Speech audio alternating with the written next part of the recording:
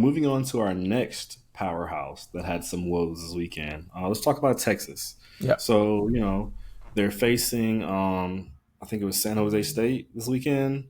Um, they started out with two straight punts and just twelve yards of offense on their first two drives. So, the continuation of the sluggish start from week one against Ohio State, it was there, right?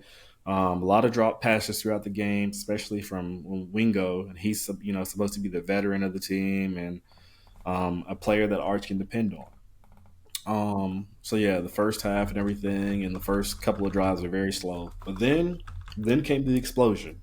Uh, 28 unanswered points in under 5 minutes. They were fueled Hmm. by three straight defensive takeaways.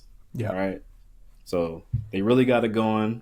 Manning capitalized on the four touchdown passes, including a 83-yard bomb to Parker Livingstone. Livingston. The longest Livingston, Yeah. the longest one, longest TD pass from Texas since 2017. He hit two touchdown passes to him, and then two touchdown passes to the tight end. I think his name is Andreas. Injuries. Injuries. So he's the transfer from Cal.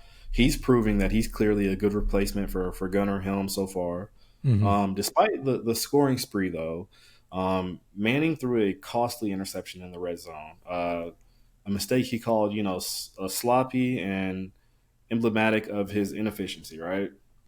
After the scoring spree, the game plan was just to keep away. Not much scoring happened after that. Yeah. Run the clock out. Do what you can. Um, my overall take from the game, Manning, his talent is undeniable, but it's all about his rhythm and decision making. That's still a work in progress. And Yeah. as we get further into the schedule and he plays, tougher SEC defenses, these hiccups could be costly. Yeah. I think the defense, like giving them really short fields back to back to back, Hmm. it obviously helped with the scoring. And he's not necessarily going to get that in those SEC games all the time. And yeah, I think there's a little bit left to be seen for Arch, but I'm Hmm. glad he had the opportunity to kind of gain his confidence and gain some momentum this week.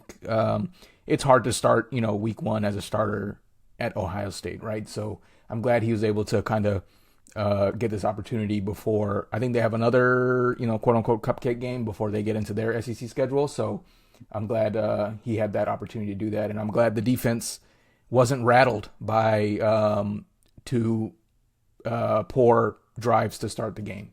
I'm glad the Yep. defense was there to kind of help bring their quarterback along.